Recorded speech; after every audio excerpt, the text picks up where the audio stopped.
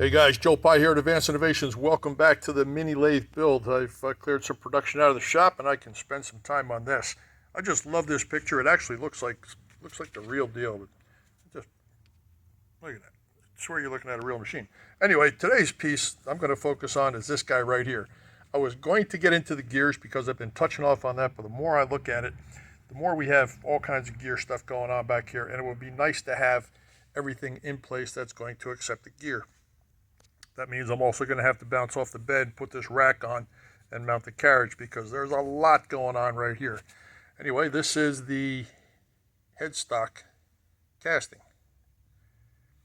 And in order to get from here to here, you have to go through here. There's not too much going on here. There really isn't. A lot of these dimensions will fall in relatively quickly. A lot of them are very accessible. With the exception of these finished surfaces right here in the drawing, it's shown as a scallop, which is incredibly hard to do conventionally, so it's going to be a flat. We're going to go straight across it with an end mill and make a flat there. And like I've said in the past, there are some features on these models that are driving features, and on this one, it's going to be these little protrusions where the spindle pops through. You just can't easily change the location of those. So I'm going to use that as ground zero. I am going to work all dimensions back from that protrusion in both directions to establish the heights, the V's, everything else, because that's just got to be there. Naturally, the first thing I'm going to do is take a file to this and beat some of the ugly off of it, try to make it nice and pretty. When it does go into the machine, the initial operations are going to be very creative, because there's a lot of draft surfaces on this, a lot of angles. These two sides are nice and parallel. At least they appear to be parallel, so that will be my primary banking surface when I start to establish features. Let's grab some files. These files. Sit down for a bit. File that off, blast it, and I will show you what this looks like when I'm done. Hopefully it'll look a little different than it does right now. I'm sure it will, but let's do it.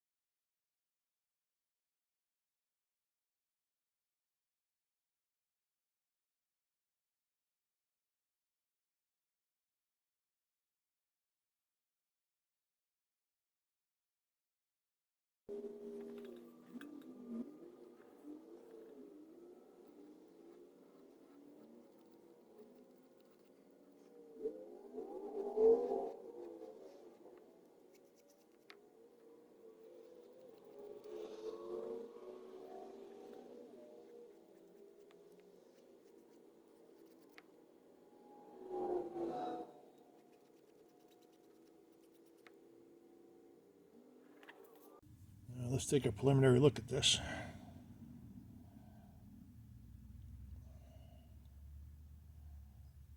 I'll try to maintain all the corners to make them look like they're just popping out of the surface without undercutting them. I think that's probably been achieved. Seams are off, top and bottom. Continue the edges so that, if you have a difference, if you file a surface down and the radius on that surface goes away, it sticks out like a sore thumb. Speaking of which, right? By all means, put the radius back on, because that will just add authenticity to any hand-done surface. If there's a change in the radius or a change in the chamfer or change in the weather, try to rectify that situation. I'm going to get underneath these guys now and take all of this other happiness out, and we'll take it over to the blaster. I'll show you that's when it's done. But a little bit of handwork, Starting to look very clean. 12 minutes, by the way, total. After taking some time with the files, I think this part is ready for the blaster. All of the lines that I believe are not going to be machined off have been blended. Edges are fairly consistent. And the next step will be fairly creative. Let me take and put this in the blaster and get it back over here for another look. Some of you may have been wondering exactly what kind of files I was using. I have a variety of Swiss files here. And one of the storage mechanisms that I have a little box in between my regular toolboxes. Not a pun. But this guy right here is my new addition to this particular file rack. These are all round files in here. And these are the files that I like to keep separate from all the other files. Strictly a piece of wood with a saw kerf cut in it. And it stacks these up just fine. These are probably the sharpest files I have and ideal for finish work, so that's why I keep them separate. Anyway, alright, let's blast this. Take another look when it's blasted. After a mild blast, it looks a whole lot better. All the flash lines are gone, and I believe we have something we can work with here. It's going to be a little tricky because this inside surface is an incline, and the top surface is also inclined. There is very little to work with here that is genuinely true. Gonna have to put it in the mill, stand it vertically in a vise, and it's just to see where everything is at up here in relationship to the bottom. As far as fixturing and sequence on this part is concerned, I would say that so far this is going to be one of the thinking parts. You don't want to rush into this one. Let's do it. After some further evaluation of the part, I've opted to use this inside edge right here as my banking surface. It gives me the truest 750 centerline option on these two features as far as cosmetics and the visual alignment to the casting are concerned. And the outside draft on this side, in order to establish a parallel surface, must be removed. So step one, right here. Banking on that exact surface I just showed you on the print. I'm going to run a cutter down in between these two can't twist clamps. Genuine can't twist clamps. Mill this surface off. Going to put a third clamp in the center, remove these, and knock the ends off. At that point, I should have two relatively parallel surfaces that I can clamp on and machine off the bottom, and just flip-flop this a few times to determine exactly where those bosses are. Okay, that is going to be step number one. Let's put this thing on a tripod, fast forward through.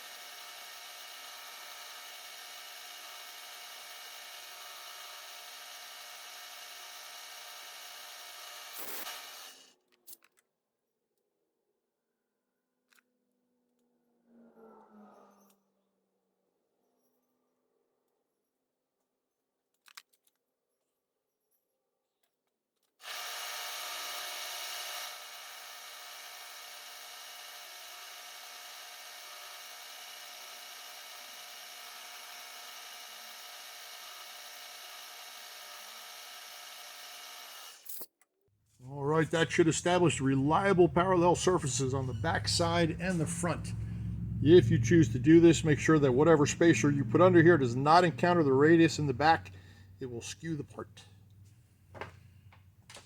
Let's take it out and see what happens. Now that I have two parallel surfaces, front and rear, I can comfortably squeeze this in a vise. Now, since those protrusions on the end are the driving features here, that is what I want to locate on to do the next cut. I'm going to take a very light cut across the top of these to give me a parallel reference surface so I can flip it over and dust the bottom off, and then I can start to actually position surfaces to size. But this top cut here is not on the print. I'm going to do it because I want a reference surface that is true to the center line of the headstock, and it'll give me a nice solid banking surface for doing the bottom and the grooves.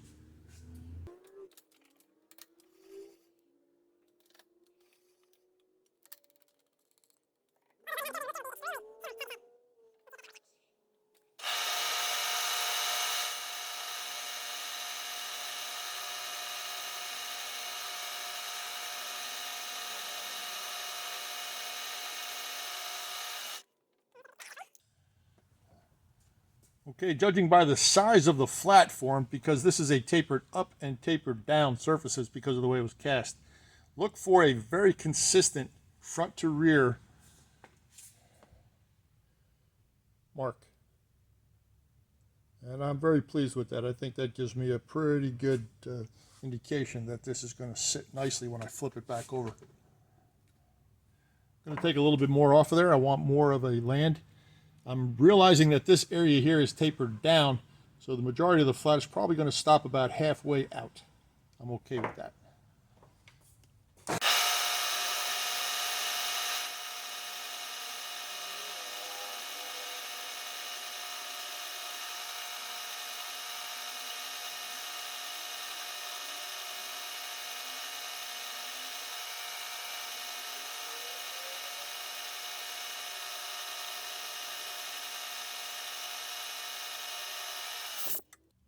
As promised, material cut is about halfway out.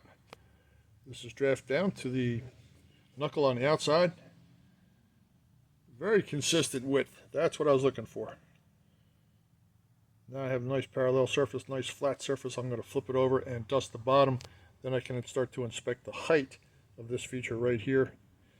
And that'll tell me how much more I have to remove from the bottom. A lot of flip-flop on this little guy, but it's a very visible part, so do it right. Part is now inverted. I am resting on a 1/2" square tool bit, and just because it's a high-speed steel tool bit and looks ground, make sure you check it first to make sure it's not tilted, tapered, whatever. You want to make sure that the setup has got the integrity you think it does. So you can see the surface that I cut in the first stop is pressed against the stationary jaw. What I just did is now sitting on that 1/2" parallel. I have a pin in the other side, and it's all squeezed nice and tight in a little vise. So I'm going to clean this bottom up. I'm just going to clean this bottom up because I know there's a height that needs to be established between this boss, which is the center line, and the base surface, which is where the waves will come through. Let's do it.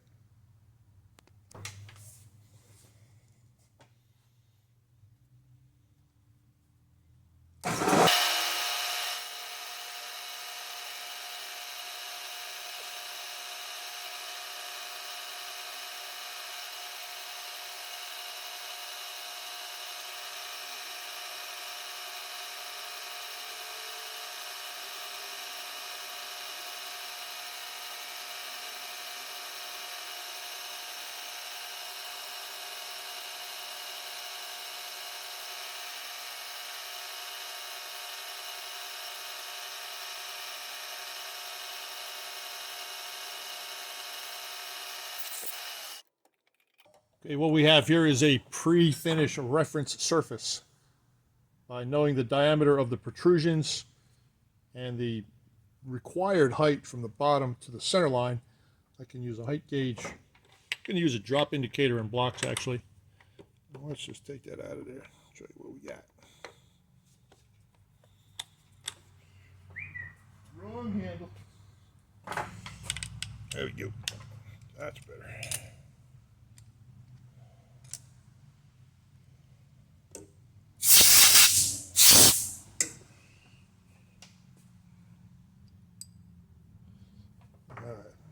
That is starting to look like something. Not real happy with the mouse hole there. I might have to use some casting filler to take care of that. JB Weld with some aluminum chips in it or something. But I know I'm looking for 750 from this surface to the center line. So by knowing the diameter, I can take the radius, add it to the height, and that's what I need to find out right now, what the height is from here down. Once I establish the bottom and the center line, I can then stand this up this way and use it trustworthy and get down through the center. I will reference the tailstock center line when I do that. I'm going to make a little feature so that they are exactly the same and I do not end up turning any tapers with this high production machine I'm building. All right, it's going to go into inspection here for a second and check that out. Let's see what we get. First things first, let's take a look at how consistent this part is side to side. Now remember, when this bottom was machined, it was machined from flats that were put on the top that were located from the bottom of that feature. So if this were to ever get down into splitting hairs in a big argument, my argument would be that you're not checking it the same. It was banked on the bottom here when it cut the top located the bottom. Now if you're checking across the tops of these, any difference that you see on this indicator will be a difference in how round these are. Let's see what we got there. Zero on that side. And we're about 1 thou tall on that side. I guess it depends on where you sit it, right? About 1 thou shy. Not bad for being filed in. I'm going to just accept that as a win. I know these bosses are 305 in the diameter, and it's supposed to be 750 to the center. So if you do the math on that, it's 902.5 is the stack height. Let's zero this out. And this will tell us exactly what we need to do. This is the height we're looking for right here, 902.5. Get this back under here. That tells me that I need to remove 10 more off the bottom. Cut that close, huh? 10 more off the bottom, and this will be exactly where we need to be for the 750 center line, provided the grooves are machined correctly.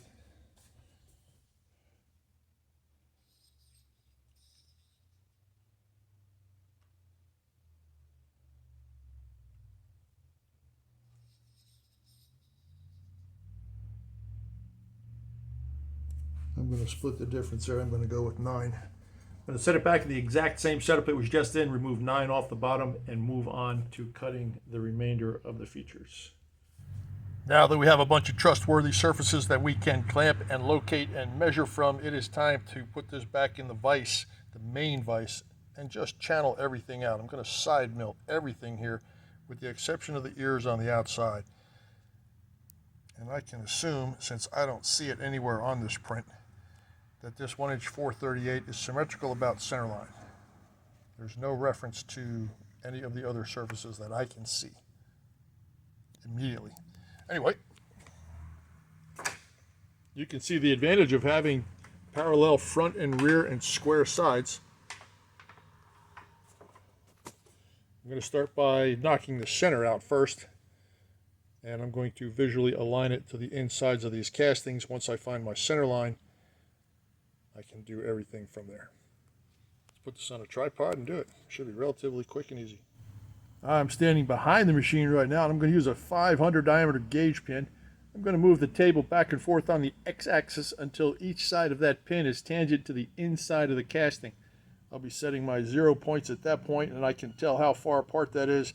Then I'll use my center line feature on my digital readout to split the difference and end up with a 0 starting point in the middle.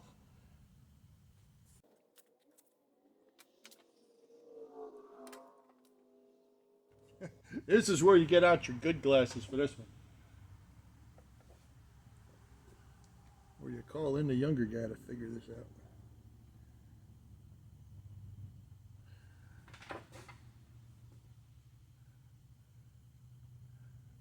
Bear with me for a second.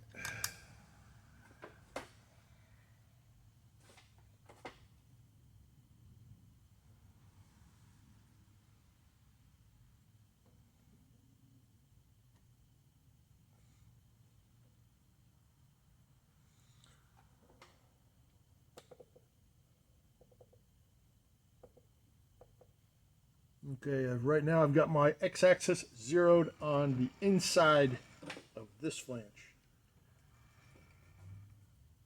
Coming over with a 500 pin.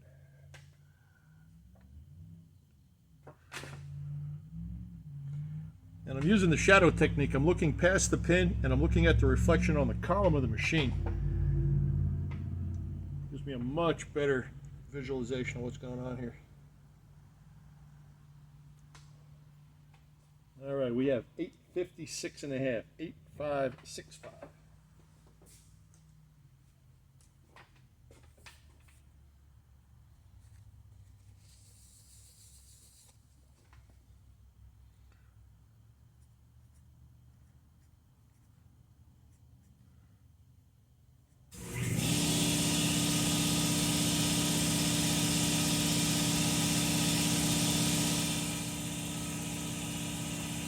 All right, at this time I'm going to hit the Centerline feature on my digital. Right now we have 1 inch 356 and change between these two bosses. I'm looking for 1 inch 252. So I'm going to hit the Centerline button and the X.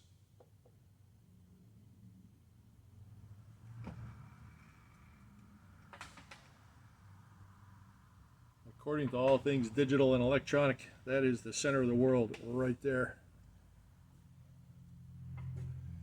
1 inch 252 and a half required. I'm going to use a 500 cutter. That means 752 and a half split.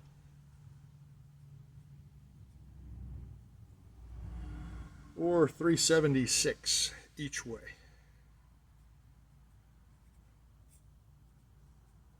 Don't be afraid to write it on your vise.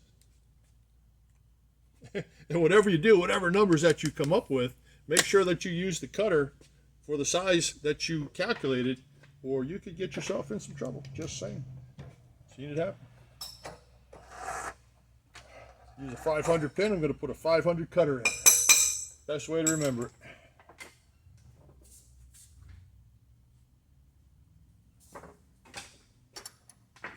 Off we go.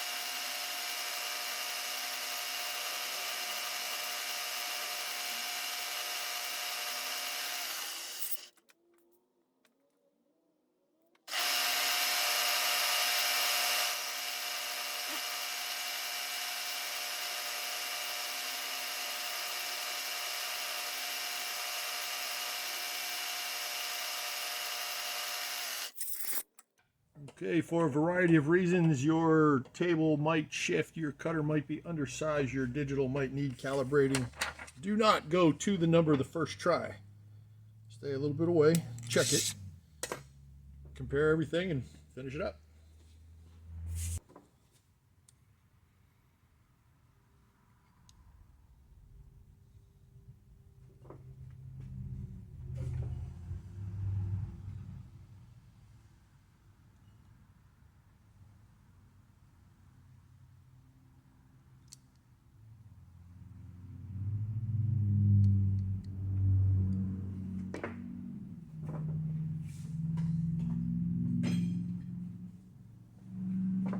I was hoping I'd get away with that, but that's not happening. It's an adjustable parallel. I am not going to squeeze this very hard. I do not want it to spread these ears. And that is a great way to measure inside of a groove or a channel or whatever. If you don't have it set, get them. Okay, 1 inch 195 and a half.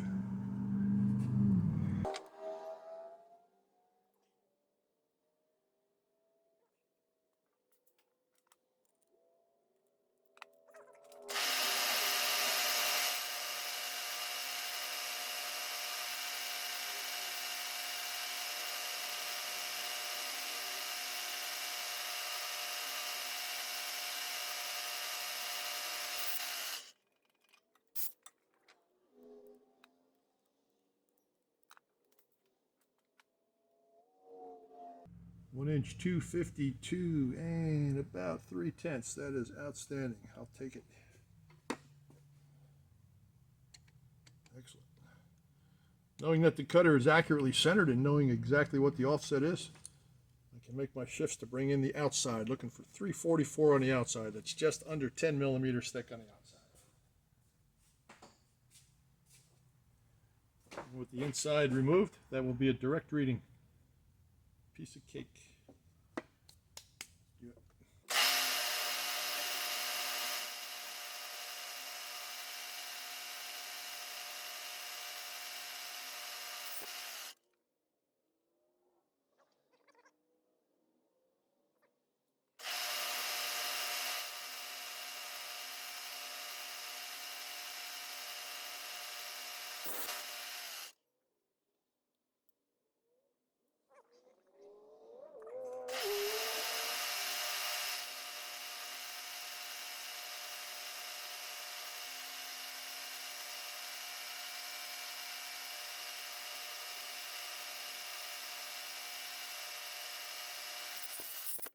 Okay, this is another great use for the incremental and absolute settings on your digital.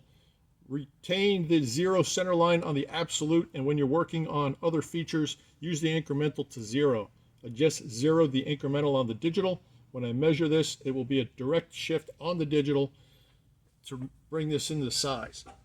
I will not have to do any math calculation, add, subtract, nothing. I'll know exactly how much to come off, and that's the number I'll go for.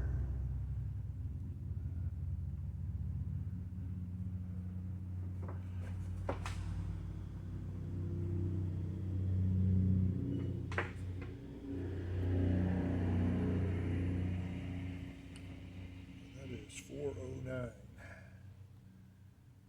409. 344. 65.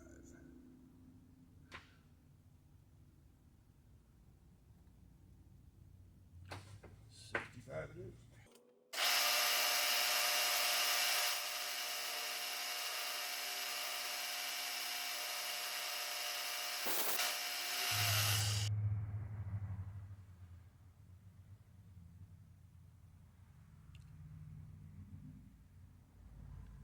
Inside is calculated to be a little bit bigger than the outside.